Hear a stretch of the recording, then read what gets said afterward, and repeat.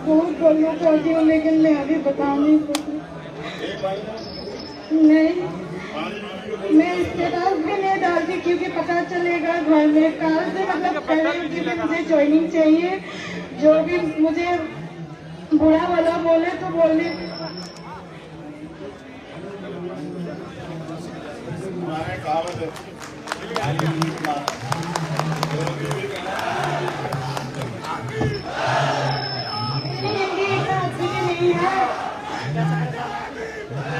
हमारी आवाज आ रही है? जो लोग हमारे छोटे बहन बोलो में को सुनना चाहते हैं हाथ उठाए दोनों। तुम चुनाव लड़ो तो जीत जाओ। और ऐसा विधायक एमपी हो हमारा तो सदन में जाके बोले हमारे लिए। तो बोलो, वीरांगनाएं आंसुओं से नहीं लड़ती हैं, दम से लड़ती हैं। बोलो। मैं अभी दम से आई हूँ, किसी से डर कर नहीं आई हूँ, लेकिन तब भी ऐसा होता है कि शादीशुदा औरत को बहुत गालियाँ सुननी पड़ती है। मेरी सासू माँ बहुत अच्छी है, लेकिन मेरी ससुर जी बहुत वो है कि मुझे बहुत गालियाँ पड़ती है। मेरे हस्बैंड को भी पता नहीं, मैं छुपा कर रखती हूँ। गाली देती तो मैं हाथ फूल लगा के सो जाती थी। मुझे मतलब वर्दी चाहिए, मुझे ज्वाइनिंग जैसे भी चाहिए। मेरी मम्मी पापा को भी मुझे देखनी है, जो मुझे पैदा करके बड़े किए हैं। और मम्मी पापा को मैं बचपन से देखी हूँ कैसी गुजरा हुआ है। घर में बहुत सारा हम लोग, पापा का 4 भाई था, सब लोग पढ़ लिया और मेरे पापा को पढ़ने नहीं मिला। उसको गाय भैंस देखने के लिए उसको नहीं पढ़ाया गया। तो मैं इसीलिए पापा का दुख को समझ के मैं बहुत हार्ड वर्क करके पढ़ के यहाँ तक आई हूँ। मुझे वर्दी चाहिए, मेरी मम्मी पापा को देखभाल करनी है। अभी मेरी पापा टीवी का बीमार है, 3 महीना हुआ है। मैं छोड़ कर आई हूँ मेरे हस्बैंड को रख के। मेरी भाभी है, मेरी भाभी भी अनपढ़ आई है, तो उसको भी पता नहीं दवाई कौन सा मेडिसिन टाइम पे देना है। मुझे जीत के जाना है इस बार। दोस्तों मेरा साथ दो, जीत के जाएंगे, वर्दी लेके ही जाएंगे। तब तक सपने पूरी करना है। हम कैसे जाएंगे? हम कैसे जाएंगे? वर्दी लेकर जाएंगे, हम कैसे जाएंगे? वर्दी लेकर जाएंगे, वर्दी लेकर जाएंगे।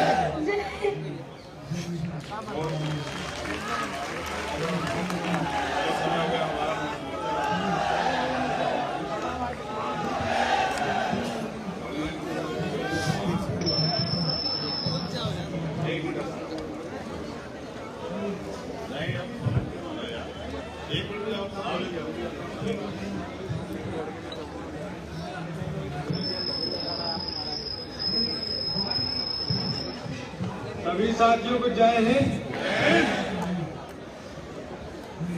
जैसा कि हम आज जंतर मंतर पे इतनी संख्या में खड़े हैं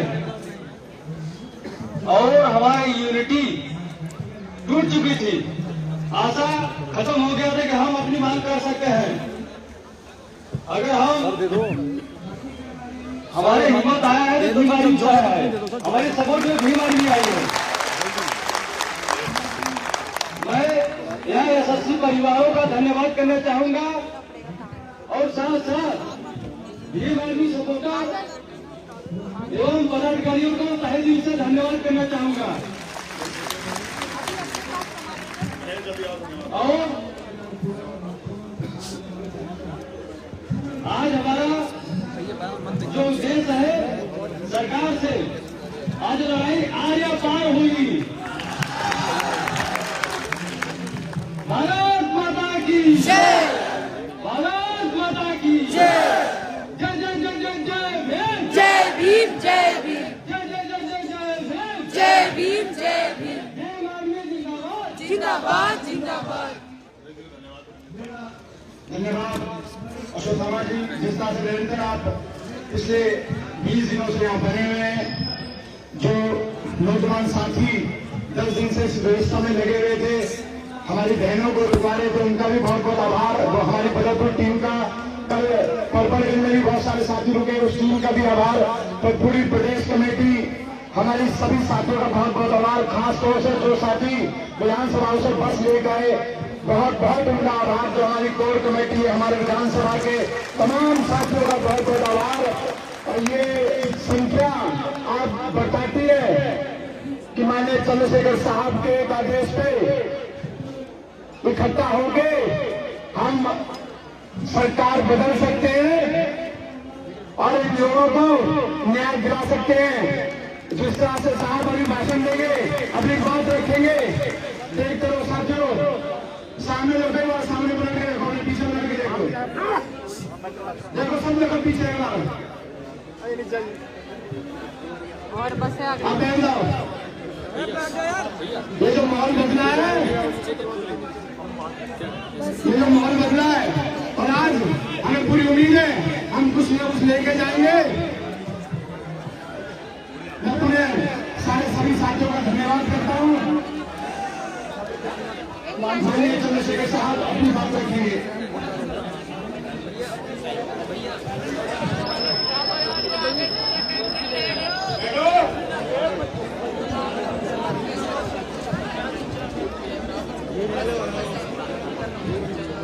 हेलो,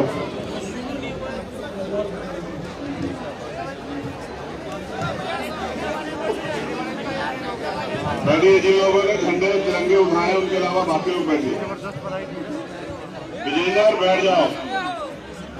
हम भी देख रहे हैं कौन कार्यकर्ता हमारी बात एक बार में ना माने, और जो हमारी आंखों में चढ़ जाए फिर देख लेना। ऐसे धमकी कोई नेता थोड़ा देता है। देखिए, 21 दिसंबर एक बड़ा दिन हमारे लिए, और आज तक 21 दिसंबर को किया गया कोई आंदोलन हमारे नहीं, कोई नहीं होगा। रिकॉर्ड आज तक 25 में आंदोलन को किए, देर भरी लगी हो, लेकिन हारे नहीं। एक अनुरोध, मीडिया के अलावा जो और साथी ना वो यहां से हटे। वो बहने बैठी हम उनको देख ही नहीं पा रहे, आप बैठ जाओ यार। मीडिया के अलावा कोई ना हो, बिल्कुल ना हो। ऐसा भी इधर भी नहीं देख रही है, देखो बहन बेटियां बैठी है। चौहान साहब आज आवाज में सब बहनों को ऐसे सुनना पड़ेगा हमें। तो सबसे पहले तो मैं एसएससी जीडी के सभी बच्चों का, अभ्यर्थियों का धन्यवाद करता हूं कि वो अपने हक की लड़ाई के लिए आए। फिर मैं दिल्ली की पूरी टीम का, उन सारे साथियों का बिना नाम लिए जो मेरे आदेश के बाद उस दिन से आज तक मेहनत कर रहे हैं, घर परिवार छोड़ के आंदोलन को सफल बनाने का काम कर रहे हैं। देखिए, मैं एक बात और स्पष्ट कर दूं, दिल्ली के लोग मुझे जानते हैं, प्रशासन के लोग, मैं चाहता तो इस भीड़ को वहां तक भी कर सकता था। ये बस मेरे एक स्टेटमेंट की देर थी, लेकिन मैंने सिर्फ दिल्ली के लोगों को इसलिए अपील की क्योंकि पूरे देश में जगह जगह पे इलेक्शन चल रहे हैं, कार्यकर्ता वहां भी तैयारी कर रहे हैं। लेकिन मैं उम्मीद के साथ जो है ना, पिछली बार समय देके गया था कि सरकार जाग जाएगी, और सरकार को जागना भी पड़ेगा, ये भी सोचने की बात। अभी मुझे आप लोगों से बात करने जो लोग यहां बैठे हुए हैं,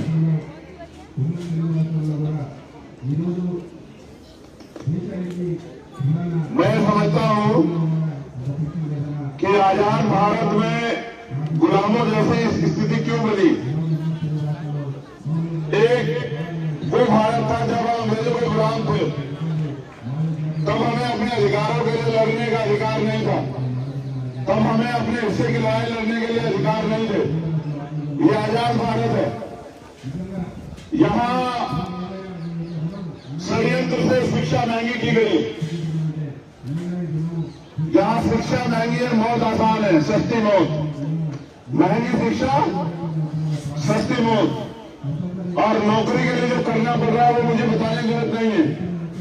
लेकिन गजब की बात यह है कि अगर नौजवान अपनी मांग इस सरकार से नहीं रखेंगे तो क्या वो अपनी मांग रखने के लिए किसी दूसरी सरकार से मांग रखेंगे? क्या वो अमेरिका वालों से मांग करें अपने हक के, अपने अधिकारों की? क्या वो फ्रांस, जर्मनी, ब्रिटेन वालों से बात करें? क्या वो श्रीलंका, नेपाल, चाइना के लोगों से बात करें?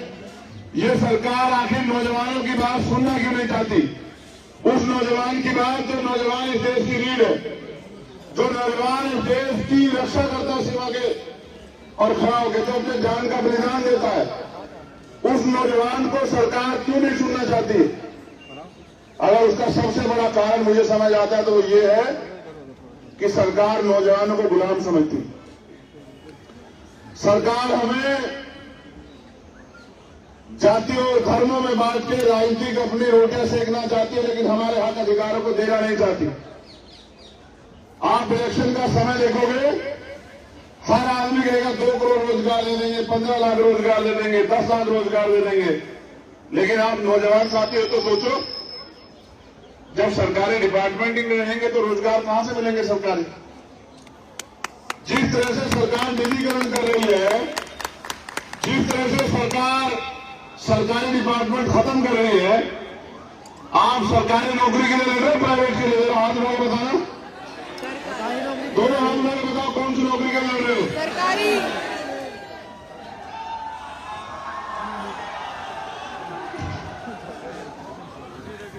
लेकिन जब सरकारी डिपार्टमेंट नहीं रहेंगे तो सरकारी नौकरी कहां से मिलेगी भाई? सरकार अब बैंकों के पीछे पड़ी है, उससे पहले LIC के पीछे थी, एयर इंडिया के पीछे थी, सरकार एयरपोर्ट बेच रही है और तमाम तरह की चीजें सरकारी डिपार्टमेंट सरकार बेच रही है। आखिर सरकार को नौजवानों से इतनी नफरत क्यों? आखिर सरकार नौजवानों की बात क्यों नहीं सुनना चाहती है? आखिर सरकार जानबूझ के नौजवानों को कमजोर क्यों बना देना चाहती है? मैं रात में सुन रहा था और अब भी सुन रहा हूं, यहां जो बहनें बैठी है ना, किसका 3 महीने का बच्चा है, किसी का 13 महीने का बच्चा है, किसी के 3 साल का बच्चा है। अगर ये सरकार मजबूर, लाचार बहनों की, बेटियों की, युवाओं की आवाज नहीं सुनना चाहती तो ये सरकार है किसकी? जो युवाओं को नकार दे वो क्या युवाओं की सरकार हो सकती है? जो युवाओं को मरने पे, तड़पने पे, सड़कों पे पड़ने पे, भूखे प्यासे रहने पे मजबूर कर दे, क्या वो युवाओं की सरकार हो सकती है? जिस सरकार के इशारे पे पुलिस के लोग, RAF के लोग, जो और फोर्स के लोग हैं, बहनों के कपड़े फाड़े, उनको लाठियां मारे, उनको डिस्कस करे, उनके हाथ तोड़ दे, वो सरकार बहनों की सरकार हो सकती है क्या? नहीं। जो सरकार बहनों से उनके तरक्की के रास्ते छीन ले, जो सरकार नौजवानों से देश की सेवा करने का अधिकार छीन ले, वो सरकार नौजवानों की, बहनों की सरकार हो सकती है क्या? जब ये सरकार नौजवानों की, बहनों की, किसानों की, मजदूरों की किसी की सुनवाई नहीं करना चाहते तो ये चंद पूंजीपतियों की सरकार ये समझ सकती है कि ज्यादा दिन टिकने वाली है क्या? जिस दिन नौजवान अपने हक अधिकार के लिए खड़ा हो गया उस दिन ये सरकार के लोग नाक रखेंगे। आपके सामने मैंने पिछली बार भी आपसे कहा था, ये लोकतंत्र है, आंदोलन करने का, अपनी बात को कहने का, हक की लड़ाई लड़ने का अधिकार भारतीय संविधान हमें देता है। इसको हमसे कोई नहीं छीन सकता। लेकिन मैं ये भी बता दूं कि अगर सरकार हमारी मांग नहीं सुनेगी, सरकार हमें मजबूर करेगी तो हमें आंदोलन को और ताकतवर बनाना पड़ेगा। हमें सरकार को बताना पड़ेगा कि जो नौजवान देश की रक्षा के लिए प्राणों का बलिदान दे सकता है वो अपने हक अधिकार के लिए लड़ भी सकता है और वो अपने हक अधिकार के लिए इस निकम्मी, झूठी, युवा विरोधी, महिला विरोधी सरकार को सबक भी सिखा सकता है। गृह मंत्री जी बताएं, क्या चुनाव जरूरी है या नौजवानों की मांग जरूरी है? नौजवानों की मांग। क्या चुनाव जरूरी है? यूपी में कह रहे हैं राशन बांट रहे हैं, यूपी के अलावा तो कई और जगह तुम्हारी सरकारें वहां क्यों नहीं बांट रहे हो? यूपी में इलेक्शन है, चुनाव में वोट खरीदने हैं, गरीबों को, बेबसों को कमजोर बनाना है, उनके हक अधिकार, वोट जो है उनकी सबसे बड़ी ताकत, वो ठगनी है पैसे पे या उपहार देके या राशन पे। इसलिए आप वहां राशन बांट रहे हैं। आपको 11 महीने से सड़क पे लड़ते हुए बहने और भाई नहीं दिखाई दिया आपको? क्या गृह मंत्री जी आपको इन बेबस बहनों की चीखें आवाजें नहीं जाती है? वो भी कहे बहने हमारे सामने कहे कि परिवार के लोग भी टूटने लगे। मैं ये कहना चाहता हूं कि टूटो मत, किसानों से सीख लो। 750 किसान बलिदान हुए, हजारों लोगों ने जेल काटी और 1 साल से ज्यादा समय वो लड़ते रहे। बारिश आई, ठंड आई, धूप आई, तमाम तरह की परेशानियां आई। उनको अपराधी कहा गया, उनको नक्सली, खालिस्तानी, पता नहीं क्या कहा गया। उनका दोष ये था कि वो अपने अधिकारों के लिए लड़ रहे थे। आपको भी अगर अधिकार चाहिए तो आपको लड़ना पड़ेगा, और अगर आप लड़ने के लिए तैयार हैं तो विश्वास कीजिए, ये लोकतंत्र है, यहाँ संविधान है, यहाँ लड़ाई तलवारों और बंदूकों से नहीं लड़ी जाती। आज पुलिस आपको लाठी मारे, गोली मारे, आज आप पुलिस के जवाब नहीं देंगे, लेकिन सरकार को दिखा देंगे कि आपको वर्दी चाहिए या फिर अर्जी चाहिए। आज आपको ये भी देखना है कि जो बड़े बड़े भाषण दे रहे हैं प्रधानमंत्री, गृह मंत्री और कई मुख्यमंत्री, आज वो ये भी बताएं कि वो बहनों के सम्मान में क्या कर रहे हैं। क्या वो 11 महीनों से सड़कों पर सख्ती हुई परेशान होती बहनों के दर्द को नहीं सुनना चाहते? यहाँ वर्दी पहने हमारे भाई भी लोग खड़े हैं।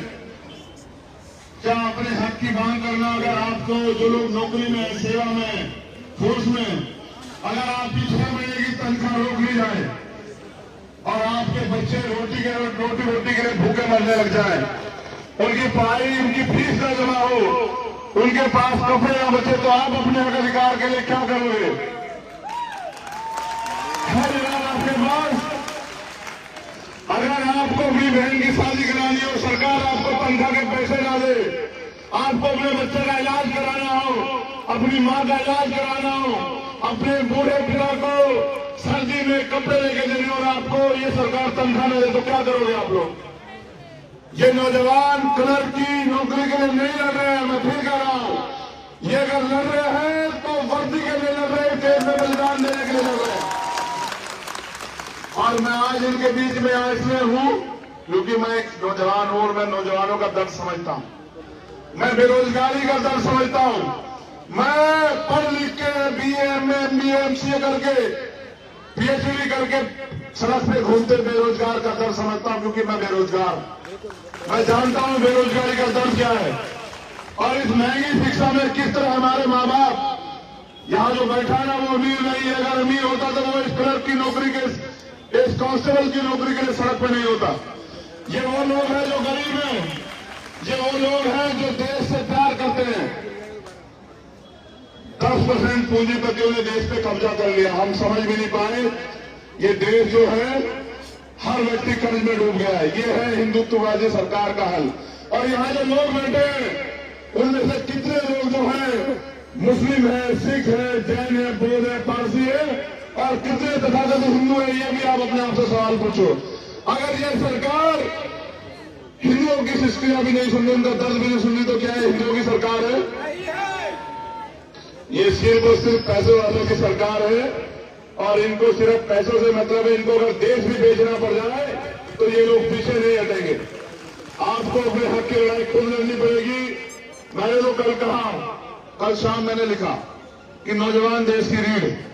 सरकार को चाहिए कि नौजवानों के लिए रोजगार की व्यवस्था करें, रोजगार उत्पन्न करें, रोजगार तैयार करें और उड़ने का मौका दे, नौजवानों को खुलकर जीने का मौका दे, उनको अपने अवसर प्रदान करें कि वो आगे बढ़ के देश की तरक्की में योगदान करें, टैक्स दें। लेकिन आपने नौजवान को दिया क्या पिछले 7 साल में? बेरोजगारी, सुसाइड, लाठियां। जब हक के लिए लड़ना आता तो लाठियों से पीटते हो, जूतों से पीटते हो।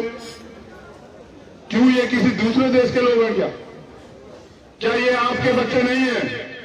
और अगर अमीरों को गरीबों से इतनी नफरत है तो लिखो कि बहुत कम समय बचा है गरीबों के पास, आप गरीब हक की लड़ाई के लिए सारी लड़ाई लड़ने को तैयार है। अब अमीरों को अपने दरवाजे मजबूती से बंद कर लेने चाहिए। अब गरीब किसी रुकेगा नहीं। अब गरीब ज्यादा दिन मानेगा भी नहीं, क्योंकि जब खून जाति अन्य अत्याचार की इंतहा हो जाती है तो फिर क्रांति जन्म लेती है। और आज इस धरती से क्रांति जन्म लेगी, जंतर मंतर की धरती से। और आप जानते हैं, मुझे गवाही नहीं देनी, ये देश बलिदान का देश है। हम शहीद आजम सरदार भगत सिंह के भाई एक बच्चे हैं।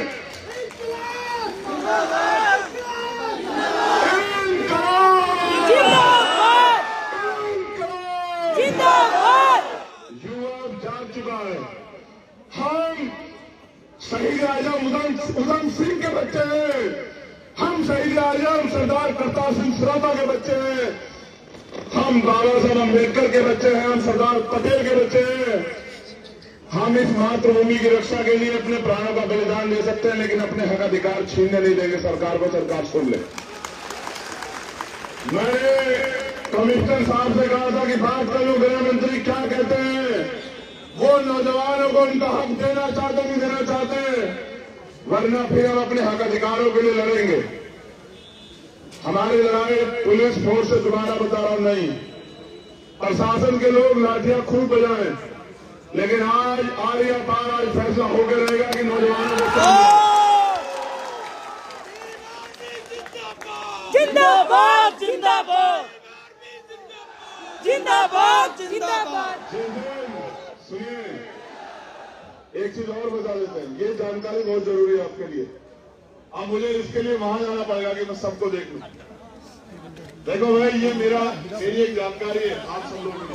कैमरा यहाँ से जितने लोग यहाँ बैठे हैं, अगर इससे आधे लोग भी तय करके, जैसे वो मोनू में रोहित है,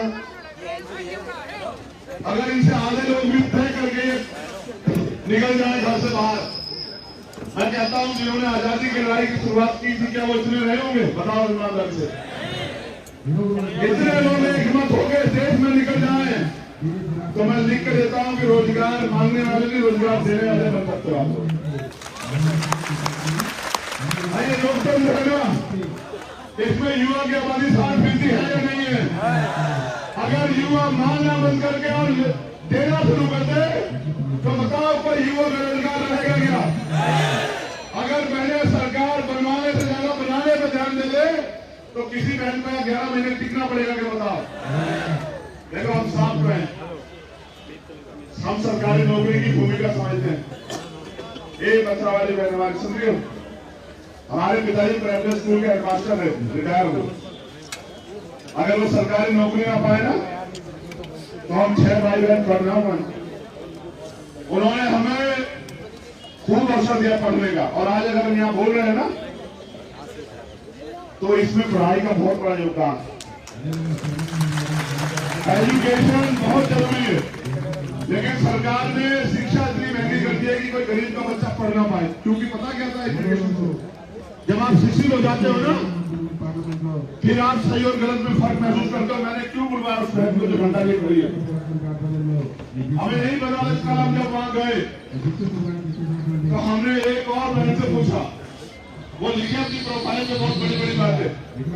हमने उससे पूछा कि अगर जो जहर तुम्हारे अंदर इस देश में तथाकथित राजनेताओं ने भर दिया है, बंटवारे का हिंदू मुसलमान का, उसके बाद अगर तुम्हें कोई मुसलमान मिल जाए तो तुम क्या करोगी? तो बोले कुछ नहीं करूंगी मैं। तो मैंने कहा, ये जो जहर भर रहे हैं इनसे पूछो, क्या एक जाति एक धर्म के लोगों का खून शामिल है इस देश की मिट्टी में? बताओ। जब आजादी मिली तो क्या एक धर्म एक जाति के लोगों ने लड़ाई लड़ी? ईमानदार से बताओ। और अगर जानना हो ना इतिहास तो जाना वहां इंडिया गेट पे नाम पढ़ना शहीद शहादत देने वाले लोगों के। और अगर मन करे तो जाना बुलंदशहर, 100 से ज्यादा गुर्जर समाज के लोगों ने विजय कुमार पटेल जी के नेतृत्व में फांसी की सजा कबूल की। ये देश शामली से लेकर दिल्ली तक हर पेड़ से मुसलमान इस अंग्रेजों ने लड़काया। इस देश की लड़ाई को लड़ने के लिए वो अपनी घर की लड़ाई नहीं लड़ रहे थे। हमें बांटा किसने धर्म और जाति और मजहब में? बताओ, हम लोग किसने बांटा? ये उन सियासतदान उन लोगों ने बांटा जो चाहते हैं कि गरीब कभी सशक्त हो ही ना पाए, बहुजन समाज के लोग कभी इकट्ठा हो ही ना पाए, और इस देश से जातिवाद खत्म होकर भाईचारा बन ही ना पाए। जितने लोग यहाँ बैठे हैं, क्या जाति में बढ़ के बैठे हो या SSCGD के बच्चे बन के बैठे हो, बताओ। जब तुम अधिकारों के लिए एक हो जाओगे, उस दिन ये धरती जो है ना कांप जाएगी, तुम्हें कोई नहीं रोक सकता आगे बढ़ने से। जब बट जाओगे तब तक सियासतदान लोग कामयाब हो जाएंगे, तुम लोग फेल हो जाओगे। बताओ 7 साल में कितने रोजगार मिले देश में? सच ये है, पहले तो भर्ती नहीं आती, भर्ती आ जाए पेपर नहीं आता। जब पेपर की डेट आए तो पेपर में देने के बाद पता लगे थोड़ी देर में कि पेपर लीक हो गया। जो लोग पेपर की रक्षा नहीं कर सकते, देश की रक्षा करेंगे। इतना बढ़िया इतिहास है। शिक्षा मंत्री पूछो 9वीं फेल, गृह मंत्री पूछो कड़ी बार, प्रधानमंत्री पूछो डिग्री नहीं है, पूछो डिग्री कहाँ है। तो मैं प्रधानमंत्री पूछो कि RTI में तो RTI का कानून ही बदल दिया। पूछो तुम्हारे साथ तो कोई स्टूडेंट रहा था जो तुम पढ़ रहे थे? नहीं। जहां से बताया कि मैं चाय बेचता था, वो स्टेशन ही नहीं बना था तब तक। कमाल की थोड़ी है, झूठ पे झूठ। बस एक बात कहते कि हिंदू खतरे में, लोग सतर्क हो जाते हिंदू खतरे में। अब मैं ये पूछना चाहता हूं, कितने लोग खतरे में? नौजवान खतरे में यार, नौजवान खतरे में, देश खतरे में। समझ रहे हो? जब हक की बात करोगे तभी तुम्हें बताएंगे नक्सली, आतंकवादी, खालिस्तानी, कुछ। और जब कहो कि राम मंदिर बनाना है, मथुरा मंदिर बनाना है, तो कहेंगे हमारे लोग आओ फूल बरसाओ के ऊपर। जब हक की मांग करोगे तब बजाएंगे लाठी। तो मैं तो इतना कहना चाहता हूं कि आप जाग जाओ। अगर आज नहीं जागेंगे तो लूट जाएगा सब। एक बार पढ़ा करो यार, ये मेरे नौजवान साथियों, भाई पढ़ा करो। पढ़ के देखो कि हर एक पे कर्जा किसने दिया? मैंने तो नहीं दिया भाई। ये चुनाव में 10,000 20,000 करोड़ रुपए लगाए, किसका पैसा है भाई? 20-20 हजार बस, 2-2 हजार बस लगाए, किसका पैसा है भाई? बजट समझते हो कैसे बनता है? बजट बनता है आपके टैक्स के पैसे। जो टैक्स आप देते हो ना, वो सारा टैक्स का पैसा जाता है गवर्नमेंट के खाते में, और जो प्राकृतिक रिसोर्स है उससे बनता है बजट। और बजट का पैसा तुम्हारे ऊपर, तुम्हारा पैसा तुम्हारे ऊपर नहीं लगाते, अपने ऊपर लगाते। 10 लाख का कोट पहनते हैं, 8,000 करोड़ रुपए के उसमें चलते हैं जहाज में। और तुम्हें कहते हैं कि हम फकीर हैं और दुनिया की कोई सुविधा उनके लिए कम नहीं है।